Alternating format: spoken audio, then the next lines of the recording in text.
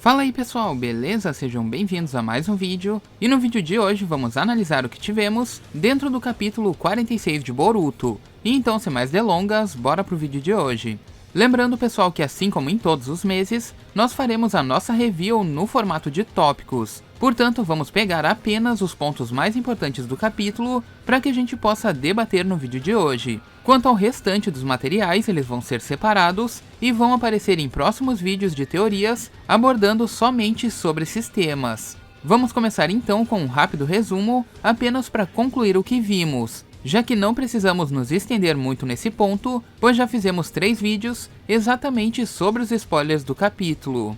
Pois bem, basicamente o que a gente teve aqui foi o começo da luta do Jigen contra o Koji, junto também das explicações do Amado sobre qual de fato era a verdadeira identidade do Jigen, onde ficamos sabendo um pouco mais sobre o seu passado da obra, e também tivemos uma explicação de como funciona o Karma.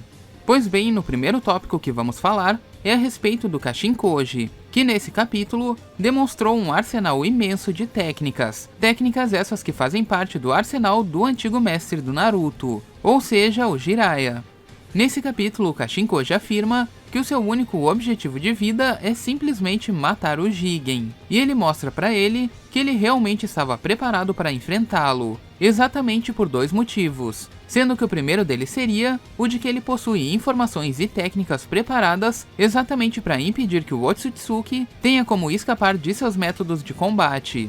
Koji utiliza algumas técnicas básicas de fogo, como o Katon Endan, que é uma técnica de rank C, somado à técnica do óleo de sapo, para que ele pudesse então aumentar o seu poder de fogo. Mas como ele mesmo afirma, aquilo era apenas um teste que ele estava fazendo, já que todas essas técnicas são definitivamente baseadas em chakra, e então o Karma do Jigen poderia simplesmente reter esses ataques. Jigen até consegue contra-atacar o Koji, fazendo um bom combate contra os seus clones, mas podemos ver que ele estava extremamente debilitado devido à luta anterior contra Naruto e Sasuke. Tanto que dessa vez, quando ele utiliza sua técnica de encolhimento, podemos o ver em um formato de miniatura, diferente da luta anterior, quando a sua mesma habilidade o deixava praticamente em um tamanho microscópico, praticamente imperceptível até mesmo para o poder sensorial do Naruto, que sabia que ele estava presente no local, mas não sabia a sua localização exata. Enfim, Kashin Koji utiliza a técnica do pântano infernal para jogar o Jigen em uma determinada altura, enquanto o solo do local acaba se movimentando.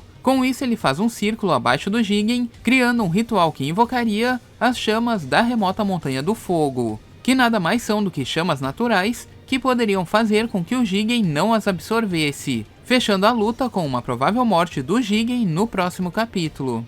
Esse em si é um resumo do combate que tivemos nesse capítulo, mas ele ainda nos deixa 2 dúvidas, sendo que a primeira delas seria de que o Jigen / Ishiki, nessa atual forma, ele é um Otsutsuki que simplesmente não voa, já que ele acabou sendo jogado para cima e estava em queda livre diretamente no meio das chamas invocadas. O segundo ponto e a pergunta que não quer calar é quem de fato é o Kashin Koji, o homem mascarado que possui um arsenal imenso de técnicas simplesmente baseadas no Jiraiya. Inclusive o próprio Naruto percebeu e assimilou o seu modo de lutar, sendo ele muito parecido com o de seu antigo mestre.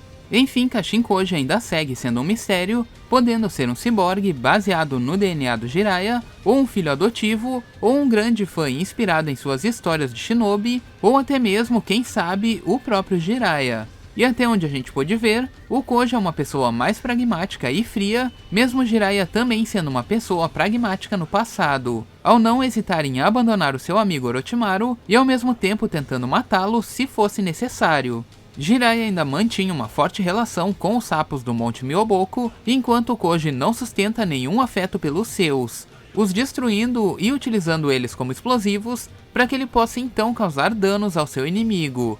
Entretanto, vale a pena notar que os sapos do Kashin Koji ainda não foram confirmados como sapos reais, e sim a teoria que se sustenta é de que eles são como qualquer outra ferramenta ninja. Enfim, a identidade de Kashin Koji é uma pergunta que segue sem resposta até o momento, mas que aparentemente será revelada muito em breve, e possivelmente dentro dos próximos capítulos. Enfim, agora falando sobre a parte técnica e a mais interessante do capítulo, primeiramente vamos falar sobre o Karma, já que nesse capítulo tivemos toda a descrição de como ele funciona. Sendo toda essa explicação, nada do que a gente já não suspeitasse, mas que agora se confirma de uma maneira um pouco mais detalhada. Amado explica que o Karma serve como uma espécie de pendrive, contendo todas as informações do Otsutsuki completamente compactadas. E antes de morrer, o Otsutsuki pode se converter em dados, para que então eles sejam gravados no receptáculo que ele desejar. Com isso, esses dados vão se descompactando ao longo do tempo, fazendo com que os dados do Otsutsuki acabem substituindo os dados do portador original, fazendo com que o Otsutsuki reviva em sua forma original, apagando completamente a existência do portador original, ou seja, Boruto e Kawaki. Portanto, Amado explica que a única forma de conter o avanço do Karma e evitando que o Otsutsuki venha a renascer é simplesmente sacrificando o portador do Karma, no caso, matando tanto Boruto quanto Kawaki. Isso vai gerar problemas enormes para Konoha e também para o mundo ninja, mas como esse tema é extremamente complexo, ele vai ficar para um próximo vídeo somente sobre ele. Mas por outro lado, curiosamente existe um fator muito importante nessa explicação do Karma, que foi o porquê do Boruto ter sido escolhido pelo Momoshiki, já que segundo o que o Amado explica, Ishiki foi deixado à beira da morte por Kaguya.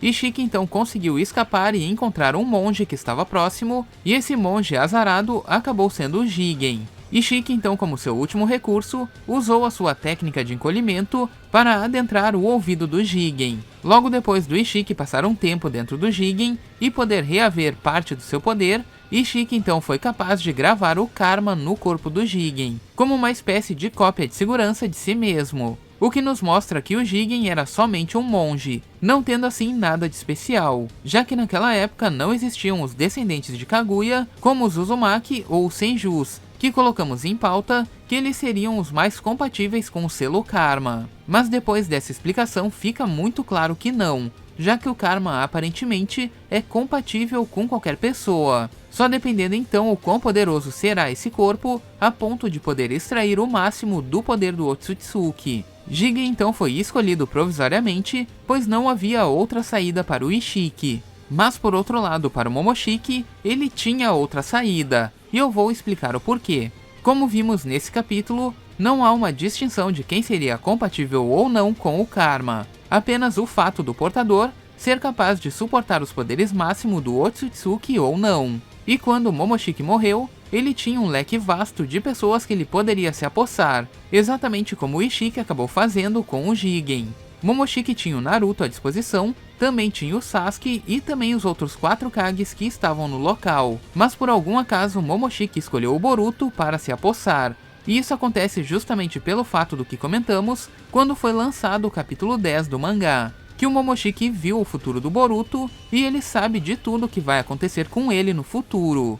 Ele acabou se precavendo e escolhendo o Boruto, talvez pelo fato dele ser o mais jovem e terá um tempo de vida maior para que o Karma seja extraído ao longo do tempo, ou porque ele viu simplesmente que os outros Kages junto do Sasuke não estariam mais vivos no futuro que o aguarda. Portanto, ele não os escolheu pelo fato de desperdiçar o Karma em alguém que não viveria tanto tempo no futuro. E o fato é que com isso, confirmamos que realmente o Boruto não foi escolhido por acaso, já que o Momoshiki tinha muitas outras opções ali presentes, inclusive mais fortes que o Boruto naquele momento, como o caso de Naruto e Sasuke.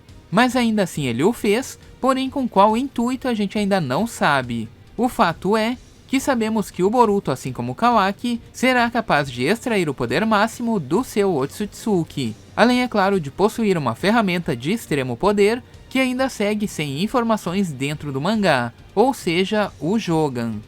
Um ponto bem interessante do capítulo, que passa bem despercebido perante as informações do Karma e do Ishiki, é a informação referente às leis do País do Fogo, já que segundo o que o Amado descreveu, ele estudou tudo sobre as leis do País do Fogo, toda a parte política que poderia o favorecer naquele momento, afirmando que em casos específicos, o Hokage pode assinar papéis sem o consentimento do Daimyo, e essa informação é extremamente importante para a parte política do mundo de Naruto, e eu simplesmente não vi ninguém comentando sobre esse trecho, sendo que esse é um trecho muito importante a ser explorado. já que ele concede poderes políticos ao Naruto que estão acima do certo e do errado, podendo tomar decisões políticas que podem comprometer não somente a vila de Konoha, como também o País do Fogo e o mundo ninja por completo. Vale lembrar também que mesmo o Amado jogando para os dois lados, contra o Jigen e tirando vantagem de Konoha, ele ainda é um cara misterioso que pode simplesmente trair os dois lados. O Naruto, ao conceder asilo a um cara como ele, pode estar comprometendo não somente Konoha, como também arriscando seu posto de Hokage, caso Daimyo e o restante das nações discordem de suas decisões que foram tomadas. E o Amado, sabendo disso, demonstrou saber jogar completamente o jogo político e deixou o Naruto totalmente contra a parede, colocando não somente o seu posto de Hokage em perigo, como também a cabeça do Boruto a prêmio daqui por diante, e estando simplesmente protegido de tudo que ele fez por receber asilo de Konoha. Amado literalmente jogou a influência de Hokage do Naruto contra ele mesmo, o forçando a fazer algo que não seria moralmente legal. E por último, para fechar a nossa review, temos o assunto envolvendo o Ishiki e a sua história do passado. Amado explica que o Ishiki foi traído por Kaguya, onde ele acabou perdendo metade do seu corpo e ficando à beira da morte. Ishiki então foi forçado a encontrar um hospedeiro, o qual ele adentrou no Jigen, um monge que estava próximo do local da sua traição. Ishiki então se tornou minúsculo e adentrou o Jigen diretamente pelo seu ouvido, onde ele viveu absorvendo os nutrientes do seu corpo até tomar então o controle total do Jigen. E quando ele se assimilou ao corpo do hospedeiro e recuperou parte de sua força novamente, ele então acabou gravando o selo Karma no corpo do Jigen. E essa parte acabou gerando inúmeras confusões, e inclusive eu tenho que pedir desculpas para quem leu a nossa versão prévia do capítulo, pois havíamos entrado no mesmo contexto de explicação, onde o Ishiki estava à beira da morte, recuperou parte do seu poder, concedeu o Karma ao Jigen, e no final desse processo ele acabou morrendo. E então na nossa tradução inicial, estava como se o Ishiki tivesse vivido dentro do Jigen inicialmente, mas ele acabou morrendo ao passar o selo Karma para o seu hospedeiro. E então, depois de algumas discussões sobre esse tema, eu fui conversar diretamente com a Sandra Noguês, a tradutora oficial da versão em espanhol da Mangá Plus. E ela me explicou simplesmente o seguinte, que na tradução literal daquela frase em japonês, ela deixa claro que o Ishiki ainda vive dentro do Jigen. Sim, exatamente isso que você ouviu, o Ishiki ainda continua vivo em sua forma física dentro do Jigen, sendo esse o maior segredo do personagem até o momento. O que dá a entender que o Karma que foi gravado no Jigen serve apenas para que ele possa reproduzir os poderes do Otsutsuki, exatamente como vemos no caso do Kawaki. E a razão da busca pelo Kawaki é que o Ishiki físico pretende migrar para dentro do Kawaki, exatamente como ele fez com o Jigen no passado. Mas esse também é um ponto extremamente complexo que nós vamos abordar em um próximo vídeo somente sobre esse tema. Pessoal, infelizmente a nossa revisão vai ficando por aqui, e eu sei que faltaram alguns detalhes a serem abordados, mas eles vão ser analisados ainda, e de uma forma muito melhor elaborada, assim como a gente tem feito nos últimos meses. E caso eu continuasse abordando esses temas dentro desse vídeo, certamente esse vídeo acabaria passando dos 40 minutos. E como ninguém consegue assistir uma review desse tamanho, vamos simplesmente separar esses temas para depois. Mas então pessoal, esse foi o vídeo de hoje, e eu espero que vocês tenham gostado. E se você gostou, deixe seu gostei para dar aquela força aqui pro canal. E enfim, eu vou ficando por aqui, a gente se vê no próximo vídeo, falou!